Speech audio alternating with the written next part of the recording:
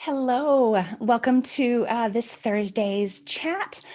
We do a 20-minute tutorial every Thursday. It's an opportunity to drop in. You don't have to register. You don't have to do anything special. Just drop in and let your friends know about it if you wish. It's also an opportunity for me to just teach whatever kind of is on my mind. So sometimes I might advertise the topic. Sometimes I might not. And sometimes I might really prepare something formal, and sometimes it might be more of a chat. So today is going to be a bit more on the chat side of things. There's something on my mind, as there often is. And what's on my mind this week is thinking about my client and good friend, Rob Gentile. His book launched last week, a week ago today, after we worked together for 3 years. And I mean, the publication process itself basically took a year, with 2 years of pretty intensive writing together. And so it launched last week, and it was a #1 bestseller in over 13 categories on Amazon. That was paid categories. So I'm just sort of over the moon about the success that he has had. And it got me thinking about quite a few things about writing, and in particular, one thought that I thought might be useful to many of you. And that is it's this question. So the topic for today is, when should you be the one to write a story? And maybe when should you not be the one to write a story? So, oh, and one pause here. By the way, this is being recorded. I plan to just crop it so that it's just me, but just know that this is being recorded, and I will post a replay for about a week, and you'll have the opportunity to watch that. And those that are members of my professional group can watch these replays and search the library. So anyway, with that housekeeping aside, getting back to why this was on my mind is that I write people's stories kind of for a living. I've written many people's stories, done a lot of different projects, but there are times when I don't think it's right or appropriate for me to write it. And honestly, more often than not, I think it's so much better if I don't write it. If you or if you write it for yourself or for your family. So I just thought we'd talk about a little bit about Rob's experience, and then we'll go through kind of a checklist of when you should write it and maybe when you shouldn't. So a bit of backstory related to Rob. I mean, he's not a professional writer at all. He reached out to me. Well, we met at a writers conference, and he was working on his own story. We got talking, and I was kind of in the middle of ghostwriting projects at the time. It was kind of mainly what I did. I wasn't really teaching yet. But when we got talking and I understood his story, it was a near-death experience, very poignant, and just a pretty amazing story. I told him, you need to write it yourself, Rob. I might be willing to work with you and coach you. I was early on in my coaching process at that point. I didn't have a coaching package or some formal product that I was selling, but I wanted to help him deeply. I was touched by his story and impressed by who he was. And so we agreed that he would write the story himself. And basically what I said was, Rob, I will walk with you. I will help you.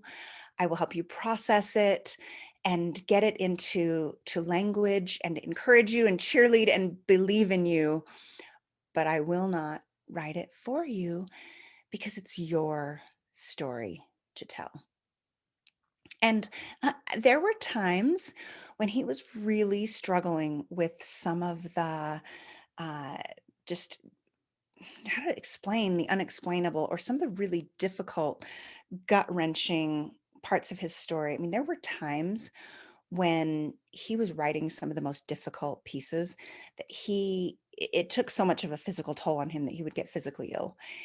And I'm such kind of an empath by nature. I was here across the country. He's on the East Coast and I was here.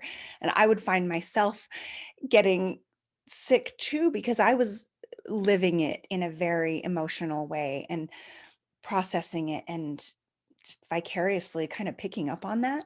So it was intense. But there were times when he would send me sections and say, I don't know if I can do this. I don't know if I can write this. Here, you do it. You work on this one. Just take this off of my plate. And I would just respond back. I'm like, not gonna do it, Rob. I'm not. I might wordsmith a little bit. I might give you some suggestions for words or a phrase or a sentence, but I will not write this for you because it's yours. And I won't, not only will I not do the work, but I wouldn't take that journey from you or the authenticity from your readers. So, the first point that I want to make of when you should write it is when it's your story to tell. And another time when you might, when it's your story to tell, might be if it's about someone that you know personally. Maybe it's your spouse. I've worked with a lot of people who have written about their spouses who have passed away, or their partners or significant others. Or maybe it's about a child who has passed away. Maybe it's about your parents and you are the one that has living memory of them, or your grandparents and you have living memory. Or here's another time when maybe you write it. Maybe there isn't a living memory. Maybe it's about someone who has passed away and they're not going to write their own story. So it's entrusted to you to tell their story, or it will never get done. It will never be told. That's a side note, by the way, that if you're writing somebody else's story who's passed away, it may be so frustrating because you wish you had more detail. You wish you knew what they were thinking, and you could ask them all the questions about why they did what they did, or what it was like, or what the details were.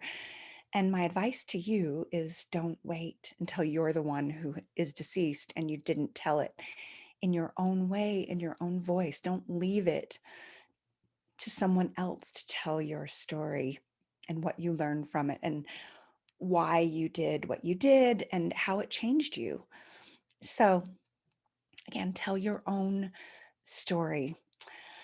Another time when maybe you should consider writing yourself is if you're the kind of person that's just sort of always had a pen in your hand. You don't have to have been a professional writer or have gone to college as a writer or have a job where you have been a writer, but do you always just kind of sketch? Do you process by thinking and then hearing something, thinking, and then going to the pen or the pencil or the keyboard? There's sort of an old adage, I think 100 different writers have said this in different ways, that I write to know what I think. So, are you the kind of person that processes the world through words and you figure out what you think by going through that process? If that's you, then I suspect you have something to say. And if you're grappling with something and trying to figure out what you think, then writing is a great way of doing that. Your first drafts might not be what you publish. You might process a bit and then share it with the world. But ultimately, I suspect there will be something important that comes out of it. And speaking of having something to say, if you have something to say, you just have a sense that there is an important message, something that you've learned, a story that you experienced that you want to share with your children or grandchildren, posterity, family, friends, or the whole world, or just an idea. I guess this is personal, but I have something to say, a lot of things to say that I want to flesh out and share with the world. And maybe no one cares. Probably no one cares. I mean, it's kind of self-indulgent, right? But I don't know. I'm human and we create. We humans want to create something. Now, maybe words are not your medium. And we'll talk about that later when maybe writing isn't your thing and maybe when it's, you don't have to worry about it. So we'll get to that in a minute. Um, here's another time, on a totally different topic. if you've ever had a story wake you up at 3 o'clock in the morning. I've had that happen. I'll do, looking at the time, how much time we have. I'll be really brief. But there was a time when I got a call from my brother. He was driving on a trip, and he just called. We were chatting, and he mentioned at total random, he's like, interestingly, we had a pioneer ancestor. It was a like cousin of our ancestor who adopted a Native American indigenous baby into their family. So it was an interesting story, and he was just sort of fascinated by that. And we didn't say much about it, but it was sort of in passing. He went on his merry way, drove to where he was going, and I didn't think anything more until I was sleeping. And I'm usually a really good sleeper, by the way. Like, it's one of the gifts I inherited from my parents, my dad in particular.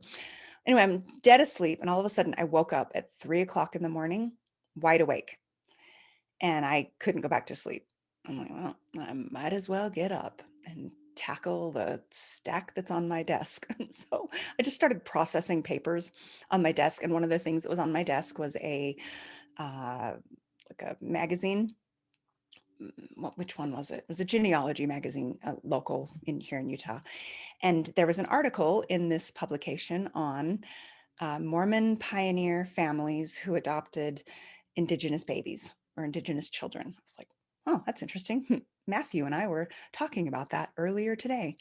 And I flipped through it, and just, I didn't, but nothing necessarily caught my eye. I just flipped through it, thought it was interesting, scanned it, and sent it to my brother.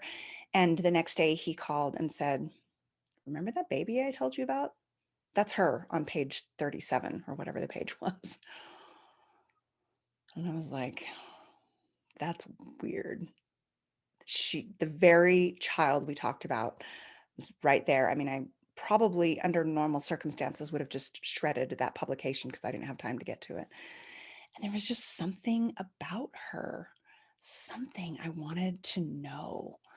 I just kind of felt like, I know that's kind of freaky out there, but I felt like she was sort of reaching out, like, or something, somebody. I don't know. I don't know how these things work. Maybe I'm making it all up, right? As a thinking person, I have to consider that it's all just coincidence, but it felt awfully uncanny. And so I just took the call, and I researched her, and I wrote a story about her. And she had the most beautiful, remarkable life, and her husband adored her. They had like 13 children, and on her deathbed, he promised to take care of the children. I mean, it was a beautiful, just touching story. And I was so glad I wrote it and honored her. So I don't know, I was called to write that one, I felt like. Or if you have any other kind of feeling that you've been called, whether it's at 3 in the morning or you just sense that there's something you're supposed to do. And I know something about that too. My whole writing journey began when I had a prompting to start writing, and I did. And on that date was the day my dad died. And that started all of it. But had I not listened, had I not picked up a pen and started, this whole journey, my entire life changed because I picked up a pen on that date. So you never know. Get ready though, right? It might change you in ways you just don't expect. Another thought is, and this isn't necessarily when to write, but it's more like advice, how to write, and whether if you feel like maybe I'm not good enough, or I'm not up to the task, or what if my writing isn't worthy or professional or whatever. And I would just say, don't worry about that. And please don't scrub your authentic voice out of it. Don't scrub your accent coming through, so to speak, on the page, because that's what makes you you. I think language is so rich and interesting. And when you write in the way that you speak, who cares if it's not perfect? That's authentic. And that shows that you are from a particular time and place in history, a town, a region. I just say, write like you speak, and write your little heart out. And don't feel like you have to scrub it up to perfection, because I think if you scrub it up to perfection, it will lose some of its power and some of its authenticity. So I guess if you want to publish a book to the world, sure. If you're publishing something and you're going to publish it on Amazon and sell it, and like Rob, we felt like he had something with this story. And so we spent the time to edit it. And he did hire a writing coach. And then he hired a publishing team to bring it out in the world and really make it sparkle, because he felt very much a calling to write. And if you read his book, you'll learn more about that. But also just because we felt like it was special, and it was worth having it be professional quality. But if you're writing your own story for your family, just leave it. I mean, clean it up a little, but don't overdo it, man, because you can remove what makes it beautiful and interesting. So here's some times when maybe not to write the story. The first one is if you want to make a lot of money. If you want to make a lot of money, you can make better use of your labor and your hours by doing just about anything else. Like, the likelihood that you are going to sell enough copies to even cover your publishing costs are kind of slim. So do it for you, do it for love, do it for your family, do it because you can't not do it. But by all means, do not do it for money, because the likelihood is you'll be very disappointed. Especially because the margins on books are really low. Like, not only is it hard to sell a memoir or a biography, like a personal kind of family history, it is a tough market. Unless you're a celebrity, it's hard to sell very many. But your margins, you just don't make very much. There are very few people who make their living on book sales. They just don't. There's a reason I ghostwrite, because I make a lot more writing, getting paid up front than I ever would, uh, from, like $1 at a time. You know how many books you have to sell at $1 at a time on your royalties to make a living? Yeah, it's a lot. So instead, here's another reason why maybe you might not want to write it, is if you're already rich. So don't write it to get rich. But if you're already rich, then hey, pay somebody else to do it. There are people in this world, I'm not one of them, but there are people who have more money than time. And if they can write one of those checks to pay somebody to write their book, then by all means, let someone else write it. Let a professional ghostwriter. And that's what most celebrities, if you read a memoir written by the vast majority of celebrities, sports figures, etc., they're ghostwritten. I just know that. There are a few that write it in their own voice and they're very clear that they wrote it themselves, but that's the exception. So yeah, they're already famous. They know that it's going to sell and they can hire somebody to do it. Another time when you might not want to write your own story or write at all is if writing is basically excruciating for you. If you hate it, then don't. Just there are other ways to tell your story. If you hate writing and if you hate sitting in that chair and you hate cranking out words, then tell your story through pictures, through your photography, through your art, through oral history. And that's one of the reasons we're so passionate about oral history, is we had a bunch of clients through the years who are wonderful storytellers, and they have this authentic voice and ability to tell a story but not sit down and write it. I've had clients that are dyslexic and they're so verbal and articulate and interesting, but they would never be able to just sit down. They say, I'm not a writer, it's just not what I do. And so in that case, it makes sense to partner with us, whether it's through oral history or through oral history plus writing services. So if that's you, oral history is a wonderful way to easily and beautifully tell a story with all that rich language and personality and authenticity without having to sit your butt in the chair and crank out a big long story. So that's again why we're passionate about that. Another side note, I have a client right now she's so smart, but she grew up in Berlin during World War II. She was 9 years old, 10 years old in that time period in Berlin, when Berlin was completely bombed. There were no schools. She had to move a bunch of different times throughout her childhood. So she speaks 5 languages, but she didn't get much of an education because there was no education happening at that time. And by the time there was stability, it was kind of late. And she also happens to be dyslexic. And English isn't her second language. So she, again, is a wonderful storyteller, but we partnered. And so I'm writing her story as her biographer. I'm writing it in my voice about her. And it's a wonderful partnership and project. And so that's how we're doing that one. Because again, for her to sit down, it just wouldn't really be feasible for her to do so. So I hope that's helpful. I hope it's encouraging that you can write a beautiful story and you can do it well. It can be richly rewarding. I love giving tools and resources to help you do so. It's why I've really transitioned from writing and even coaching one-on-one. I'm not even doing that much coaching anymore because I only have so much bandwidth to intensively focus on one project at a time. So I'm teaching and preparing tools so that you can do it yourself, especially if you're not one of those people that has more money than time. So that's that pretty much. Hey, 10:24. Okay. So that's the other thing about these talks is they'll be a little fluid on the time. I'm not gonna like worry if it's 3 minutes under or 4 minutes over. So thanks for joining. We don't do Q&A for these, so hope to catch up with you soon. Thanks for joining. See ya. Over and out.